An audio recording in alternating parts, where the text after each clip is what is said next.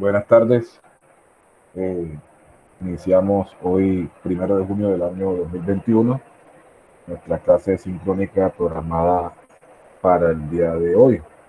Eh, Quiero dejar constancia de las personas que se encuentran ahora mismo conectadas en esta clase y procedo entonces a verificar la asistencia. Cindy, Sandri Sánchez, Cindy, Presente, profe. Dani, Presente. ok, Dani, Presente, profe. Presente, listo, presente, listo, ok, Marjorie Presente, profe. y Yulis, ¿cierto? Presente, profe. Listo, ok. Entonces, mis queridas jóvenes, hoy de qué vamos a hablar. Esta guía de aprendizaje se denomina aplicación del Código Civil y del Código General del Proceso. Todos estos tres sábados anteriores y, y la clase que tuvimos, la virtual que tuvimos la semana anterior, hemos hablado del Código Civil, de los libros del Código Civil, ¿cierto? Hablamos de personas, de bienes y sucesiones.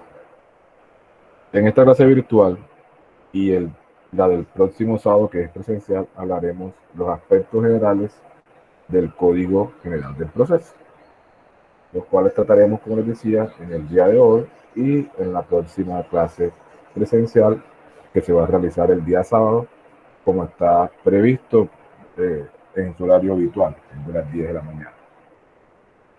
Antes de ello, quiero recordarles o decirles que hay un taller el cual se encuentra en la plataforma, el cual deben realizar a más tardar hasta el día viernes a las 12 de la noche. ¿Oye? ¿De qué versa ese taller? Es sobre bienes, de lo que hemos visto de bienes. Son 4 preguntas, las cuales ustedes deben desarrollar. Ya saben, si tienen alguna duda sobre el taller, no duden en consultarme, bien sea a través del grupo de WhatsApp o a mi número de WhatsApp. Estaré presto, como siempre, a contestar cualquier inquietud. No está de más también igual recordarles que el día sábado es nuestra última clase de esta guía y que realizaremos eh, el examen de manera virtual, pero recordándoles que deben cancelar esta materia para efectos de poder realizar el mismo. Dicho esto, entonces, ¿les quedó claro lo del taller? Sí, profe. Listo, entonces ya saben, en la ¿algunos habían visto el taller ya? Sí, profe, yo lo miré hoy. Bueno, ahí en la plataforma está el taller, ahí lo pueden realizar, ya saben, cualquier duda me lo digan. Bueno, jóvenes, miren, vamos a hablar hoy del Código General del Proceso. ¿Qué es ese código? ¿Cierto? Ese código no es más que el código que nos sirve para presentar o para tramitar cualquier demanda que ustedes quieran presentar en materia civil, en materia de familia. ¿Oyeron?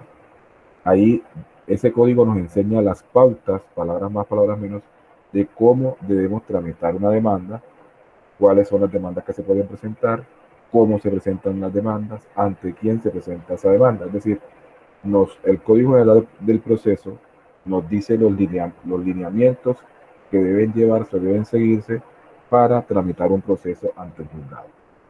Es decir, todo proceso que se siga ante un juzgado debe ceñirse a las reglas establecidas en el Código General del Proceso, para de esta forma salvaguardar lo establecido en el artículo 29 de la Constitución Política en cuanto a lo que todo proceso judicial debe ceñirse a un debido proceso. Es decir, un proceso judicial no puede ir a su libre albedrío o a lo que consideren las partes o el juez. No, señor. Existe un código que nos dice cómo debe surtirse un proceso dentro del juzgado. Ya cuando veamos otras materias se les enseñará cuáles son esos tipos de procesos. Pero ahora en esta materia yo les voy a enseñar o a indicar las partes básicas de este Código General del Proceso. El Código General del Proceso, mis queridos estudiantes, si es del caso ustedes hoy ya lo pueden descargar de internet o lo consiguen, no sé. El Código General del Proceso es la misma ley 1564 de 2012, ¿cierto? Ustedes lo buscan en internet, ley 1564 de 2012, y lo encontrarán como Código General del Proceso. Es decir, la ley 1564-2012 es el mismo código de proceso. Código general de proceso. Si les digo a ustedes, la ley 1564 de 2012, ya ustedes saben que yo les estoy hablando del código general del proceso. Pero esa ley 1564 de 2012, en el argot jurídico entre abogados o entre los que manejan el tema jurídico, no se le llama así, sino que se dice Código General del Proceso. En todo caso, esta ley 1564 o este Código General del Proceso derogó el Código de Procedimiento Civil, que era la anterior normatividad que nos enseñaba cómo debería ceñirse o las reglas que deberían seguirse para presentar un proceso o que debiera seguir un proceso judicial. Entonces, si ustedes ven o tienen en sus manos un código de procedimiento civil, deben saber que ya ese código de procedimiento civil está derogado, es decir, no está vigente, sino que el que está vigente es el Código General del Proceso. Ustedes saben lo que es derogatoria de una norma, ¿cierto? Eso debieron verlo en la primera guía. ¿Sí me entienden cuando yo digo que está derogado?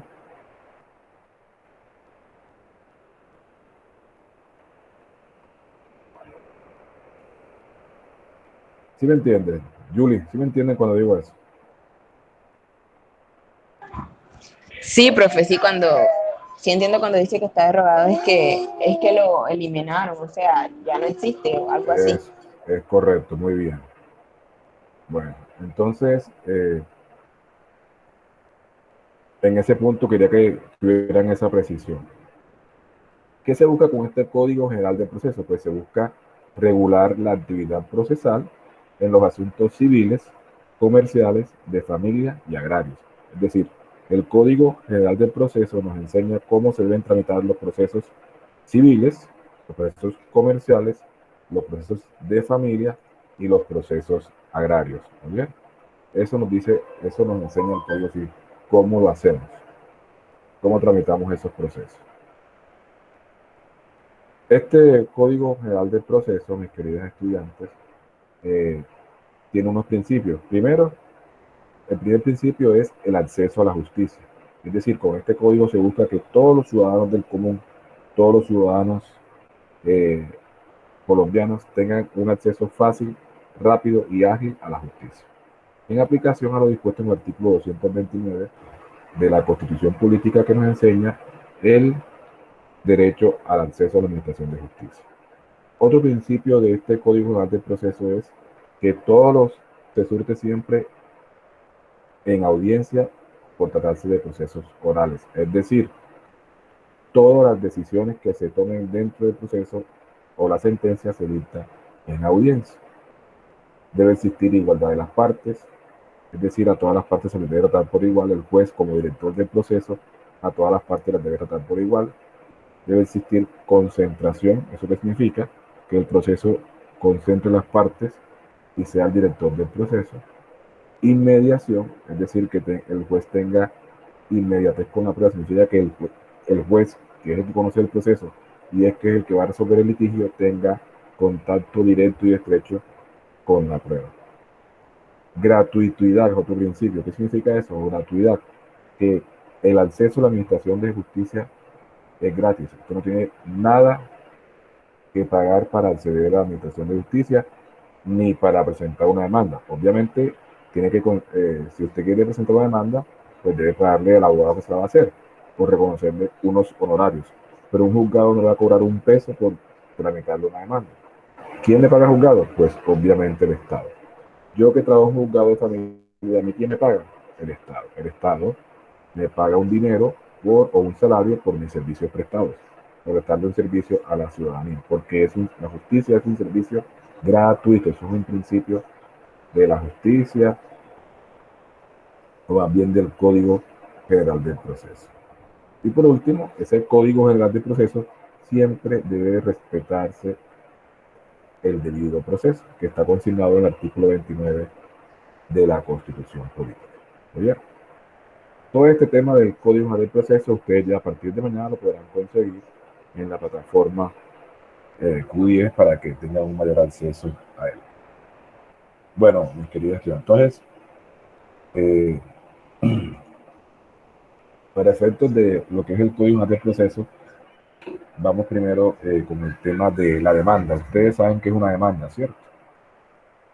¿Alguno de ustedes ya había escuchado esa palabra demanda?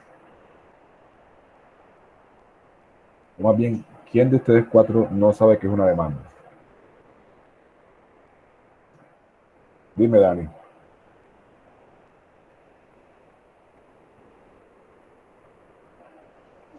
¿Sí saben qué es una Pues demanda? yo sé que es una demanda, pero un concepto así como claro. O sea, sí, pero un concepto así claro, digamos que no tengo. No, pero me refiero que si el término no es desconocido para ustedes. Ah, no, claro que no. Bueno. Demanda es cuando alguien presenta, o sí, presenta unas pretensiones, para la redundancia, contra otra persona para que, por bien sea por cualquier motivo, por un pleito, por lo que sea, ¿cierto? ¿Y ante quién se presenta esa demanda? Ante un juez. Pero para lo que nos interesa ahora, para el caso concreto, es qué es una demanda y qué debe llevar una demanda. Entonces, si pueden anotar ahí, por favor, usted va a encontrar en el artículo 82 del Código General de Proceso, repito, artículo 82 del Código General de Proceso, los requisitos que debe contener una demanda. O sea, todo aquel que quiera presentar una demanda, bien sea civil, bien sea de familia, bien sea de derecho comercial o bien sea de derecho agrario, debe remitirse al artículo 82 del Código General de Proceso y seguir los requisitos que están ahí para hacer la demanda, para que un juez, cuando sea presentada, no se la inadmite, no se la inadmita o se la rechace. Entonces, ustedes ingresan al Código General del Proceso, artículo 82, y ahí le dice claramente cuáles son los requisitos que debe contener una demanda. Y tenemos que el primer requisito, jóvenes, es la designación del juez a quien se dirige, ¿cierto? Entonces, si ustedes van a hacer una demanda, lo primero que deben indicar en la parte de arriba es ante quién se está presentando esa demanda, bien sea un juez civil, municipal o de circuito, bien sea un juez de familia, bien sea un juez promiscuo de familia. Entonces, usted siempre debe indicar el juez a quien se dirige. Mire que ahí está en el artículo 82, numeral primero. Si pueden, por favor, los que tengan acceso a internet, busquen ¿Qué más, profe? Disculpe la el- demora. en el Código General de Proceso el artículo 82. ¿Algunos de ustedes tienen acceso al código? Lo tienen, pues que lo tengan a la mano.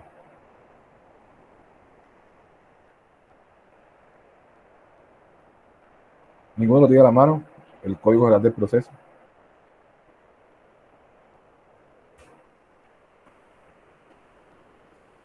No, nadie lo tiene. Bueno, entonces lo primero que debe llevar una demanda es el juez a quien se dirige.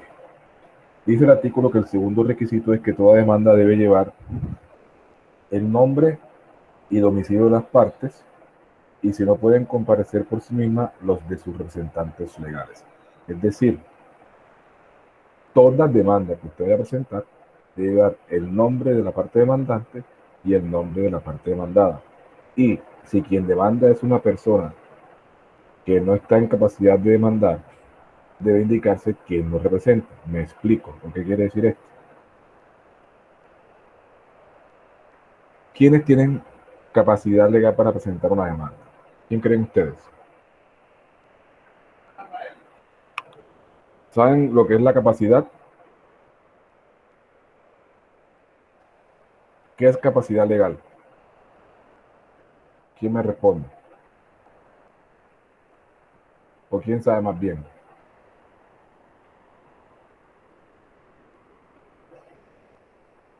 ¿Sí me escuchan?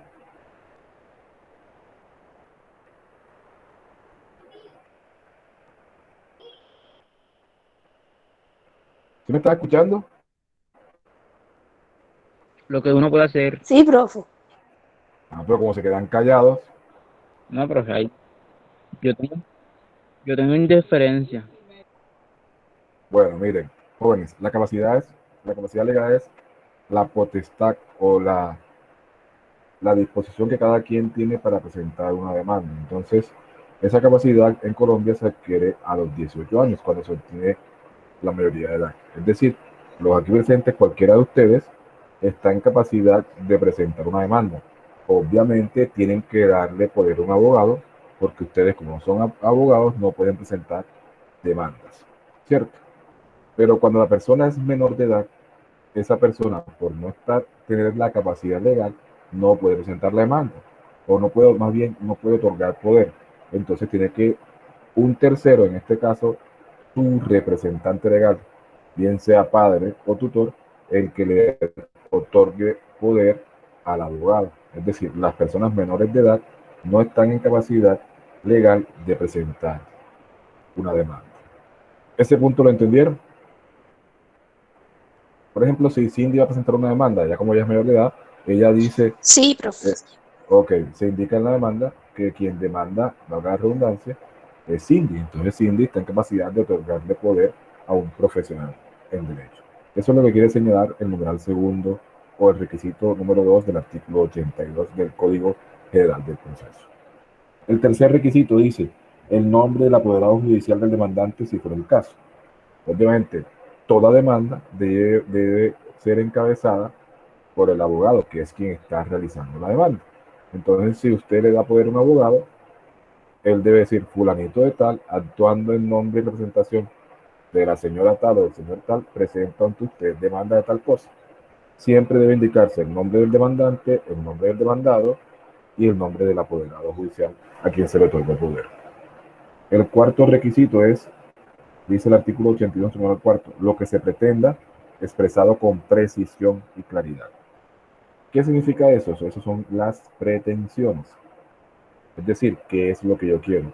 En materia judicial o jurídica, las pretensiones hacen referencia a lo que yo pretendo o lo que quiero obtener con esta demanda. Si se trata de una demanda civil de donde se cobra un dinero porque alguien me dé un dinero en razón de una letra de cambio, pues lo que yo pretendo es que esa persona me pague el dinero deudor. Entonces, esas serán las pretensiones. Debo indicarlas en forma cronológica, bien claras y precisas. No puedo dar lugar a que el juez malinterprete porque será inadmitido. Entonces yo debo precisar, debo decir mis peticiones con total claridad, que sea clara la pretensión. Quinto, dice la norma, los hechos que le sirven de fundamento a las pretensiones debidamente determinados, clasificados y numerados.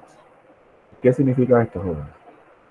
Que así como yo presento o debo indicar unas pretensiones, es decir, qué es lo que yo quiero obtener con la demanda, también tengo que relacionar los hechos que originaron presentar esa demanda. Volviendo al ejemplo de la persona que le debe a otra, entonces, en los hechos, para ese caso concreto, yo debo indicar, el día tal, el señor tal se me acercó a mi oficina o se acercó a tal parte para que le prestara un dinero. En razón a ello, yo le entregué un dinero y me firmó como respaldo una letra de cambio. Se comprometió a pagarlo el día tal y no me lo pagó. Es decir, los hechos hacen referencia a que usted tiene que comentarle al juez en forma cronológica, detallada y numerada, los hechos que dieron origen a que hoy usted presentara esa demanda. A eso se refieren los hechos de la demanda.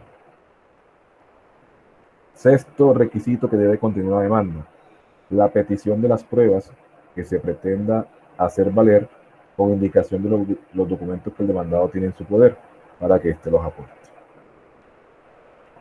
Toda demanda está soportada en unas pruebas, ¿cierto? Para que un juez le reconozca a usted un derecho o para que usted se gane una demanda, pues tiene que demostrar que usted tiene el derecho. Entonces, para eso son las pruebas.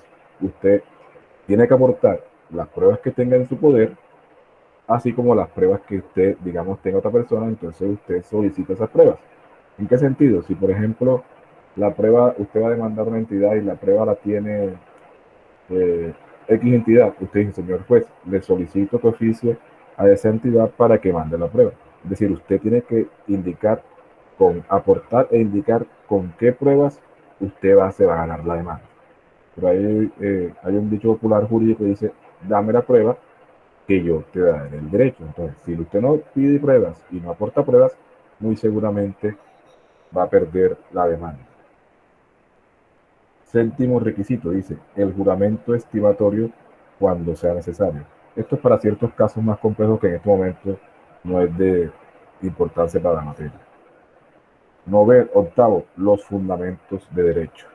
Esto sí es importante, porque usted en la demanda, así como pide, así como relaciona hechos, así como aporta pruebas, también tiene que indicar qué normas jurídicas o qué leyes le dan a usted el derecho de reclamar lo que está pretendiendo.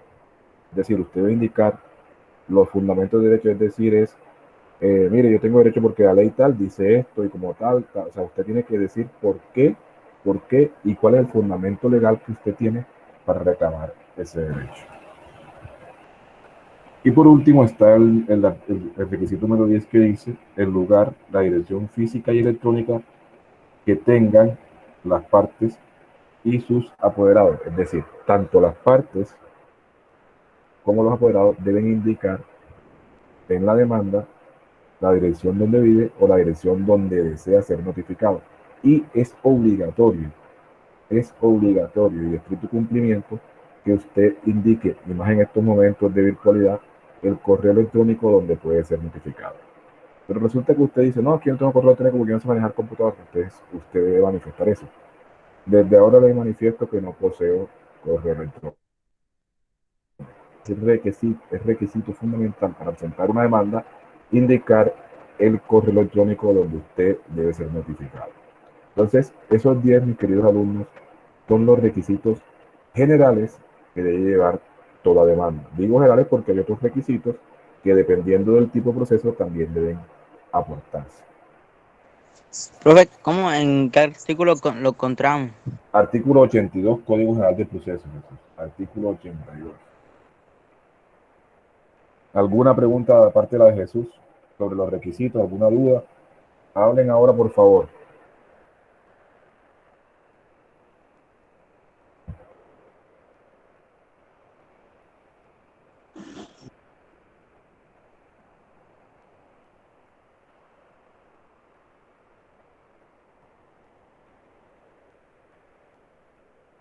¿Alguna duda? ¿Entendieron? No, profe. ¿Entendieron todos los requisitos? En el artículo 82 del Código de Procesos ahí los encuentran. Sí, profe. Listo, ok. Bueno. Estos son los requisitos. O sea, toda demanda que se vaya a presentar debe llevar estos requisitos, debe cumplir estos requisitos. De lo contrario, no será admitida la demanda por el juez. Ya les explicaré después qué es eso. Ahora, toda demanda, aparte de cumplir unos requisitos, también debe llevar unos anexos. ¿Dónde encontramos esos anexos? Por favor, anoten el artículo 84 del Código General del Proceso. Allí en ese artículo se les indica los anexos de ley que debe llevar toda demanda. ¿Anotaron? Artículo 84 del Código General del Proceso. Artículo 84. Ahí se les señala los anexos que debe llevar toda demanda.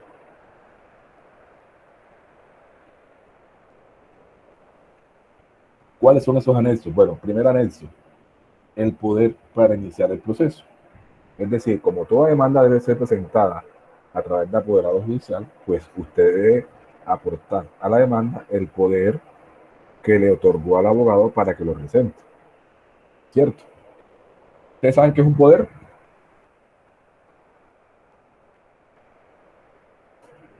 Pregunto nuevamente, ¿saben qué es Es un un poder? permiso. Un Es un permiso no. permiso que se da. No, más bien es una autorización, ¿cierto? Palabras más, palabras menos. Es una autorización que yo le doy a un profesional del derecho, es decir, a un abogado, para que represente mis intereses en un proceso judicial. Ese papel, ese poder que yo le otorgo a un abogado, debe ser aportado en la demanda, ¿oye? Ese poder que yo le entrego al abogado debe ser presentado en la demanda. Porque si yo no aporto ese poder, ¿cierto? La demanda va a decir, por ejemplo, Jesús tal, apoderado judicial tal, con cédula tal. Entonces, ¿qué le va a decir el juez? Mire, señor, doctor Jesús, usted está diciendo que actúa como apoderado de la señora Cindy, pero aquí no está el poder. Entonces se lo van a inadmitir la demanda. Por eso es fundamental que siempre se aporte el poder. Segundo requisito, la prueba de la existencia y representación de las partes. Si, por ejemplo, eso no es para todos los procesos, para ciertos procesos, pero digamos en un proceso de alimentos, resulta que una mujer, X mujer, va a demandar al papá de sus hijos porque no le pasa la cuota de alimentos. En ese tipo de procesos, quien demanda es el menor, no la mamá. Lo que pasa es que como el menor no puede presentar la demanda porque no tiene capacidad legal para presentar la demanda, pues lo representa su hijo. Entonces, si yo digo que fulanito de tal o el niño tal es hijo de Rafael Mutón, pues yo tengo que demostrar que ese niño es hijo de Rafael Mutón. ¿Y con qué se demuestra que un niño es hijo de Rafael Mutón? ¿Con qué creen ustedes? ¿Cómo demuestran mis hijos que son hijos míos? Con el registro de nacimiento. Por el registro de nacimiento. Entonces, si en el caso de que mis hijos me fueran a demandar, Por el registro civil. es correcto, tienen que aportar ese registro. Porque si yo digo, mire, es que si dicen, no, vamos a demandar a Rafael Mutón, los hijos, ajá, va, y si usted no aporta en el registro civil, que va a decirle, pues mire, usted no aportó, usted no me demostró que los niños son hijos de Rafael Mutón. Entonces, por eso hay que aportar los documentos necesarios para acreditar la representación de las partes, como dice la norma. Otro requisito que hay que aportar, las pruebas extraprocesales y los documentos que se pretendan hacer valer. Esto va ligado al requisito, digamos, número 6 del artículo 82. ¿Por qué?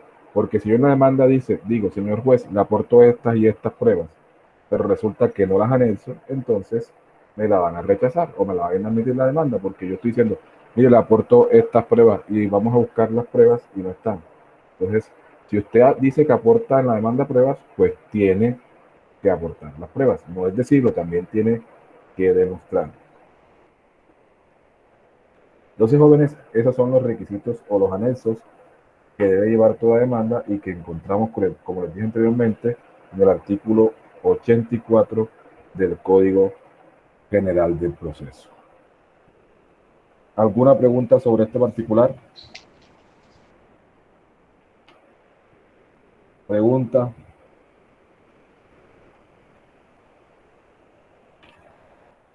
No, profe. Listo, entonces seguimos. Ahora, vayamos al tema de la presentación de la demanda, ¿cierto?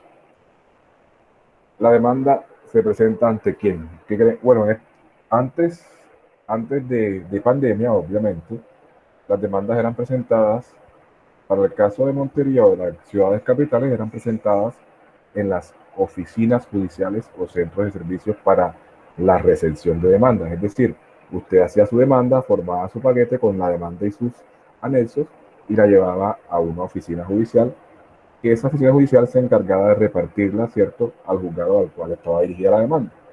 En el caso de Montería, esa oficina judicial estaba ubicada en el Palacio de Justicia en el primer piso. Usted iba ahí y presentaba su demanda. En los municipios, usted iba directamente al juzgado, digamos en Cereté, en Lorica, en Sagún, en Chimú, cualquier otro municipio. Si usted iba a presentar la demanda al juzgado respectivo, usted llegaba directamente y la presentaba, no había que someterla al reparto.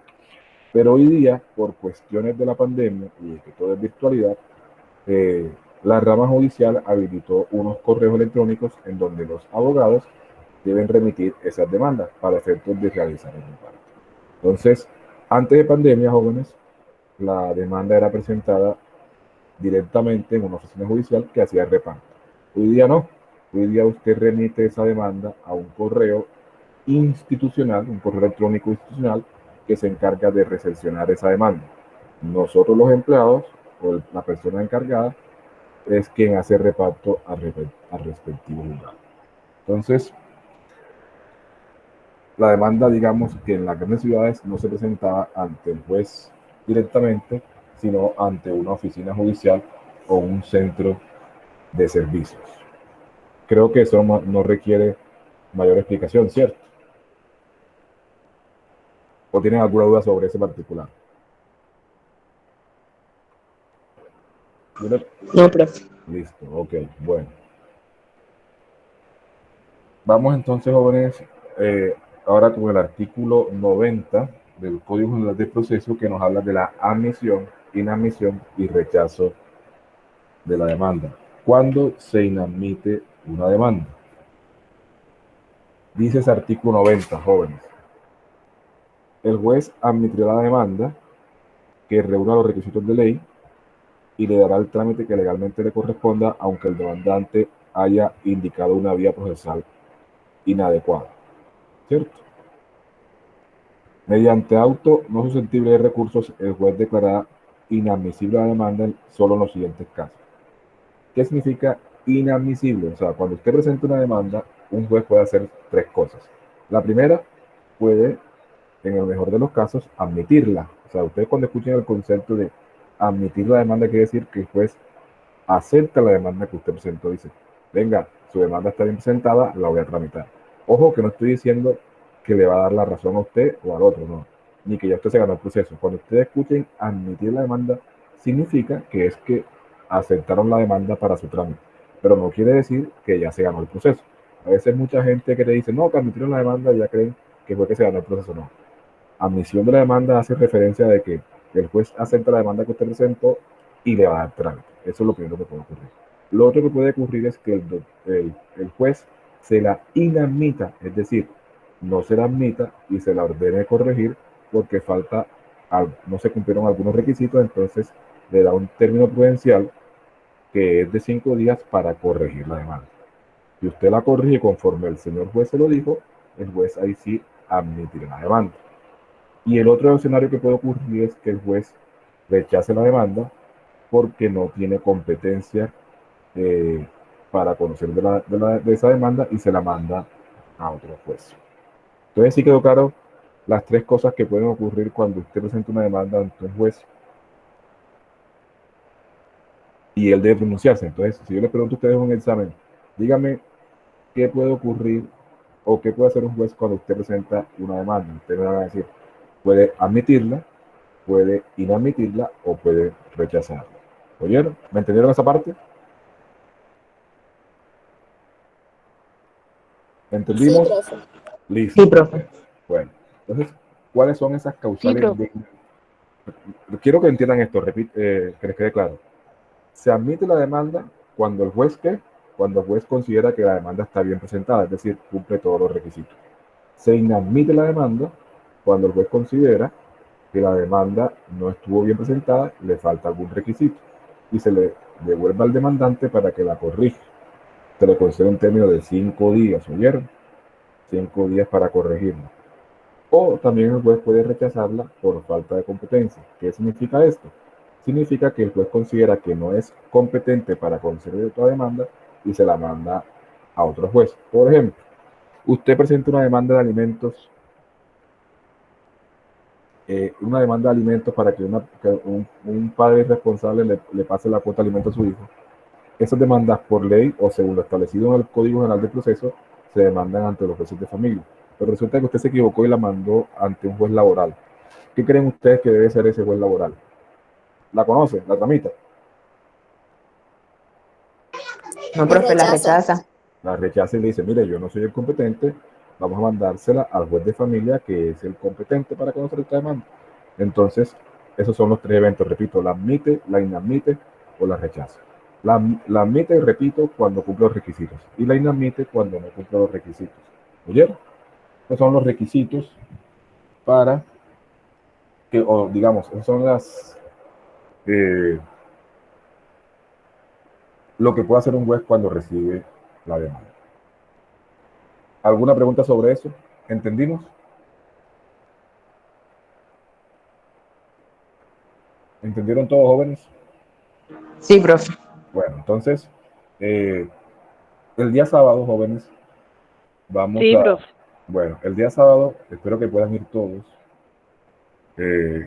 Vamos a seguir continuando este tema del Código Nacional del Proceso. Les voy a hacer como una especie de que ustedes sepan cómo es que se hace una demanda. Y hablaremos de otro tema sobre el Código General del Proceso. Y obviamente, después de clase, ya ustedes podrán realizar el examen virtual. Lo realizaremos virtual porque hay muchos compañeros que no están asistiendo y que optaron por la virtualidad. Aunque veo que solamente asisten a presenciar los mismos, con excepción de Cindy, que las 2 últimas veces me ha presentado excusas. Entonces ya les recuerdo, jóvenes, que para ese examen deben estar pagizando con la materia. Por favor, estos artículos que les enseñé hoy o que les mencioné hoy, búsquenlos en el Código General de Proceso para que los lean. Igual yo, en el transcurso de esta noche o mañana, alimento la plataforma con esta temática. Y les recuerdo el taller, ¿vieron? El taller, el plazo máximo para realizarlo el día viernes. ¿Alguna pregunta?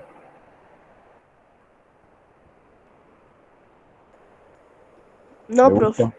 Listo. ¿Alguna pregunta más, Yuri? No, profe.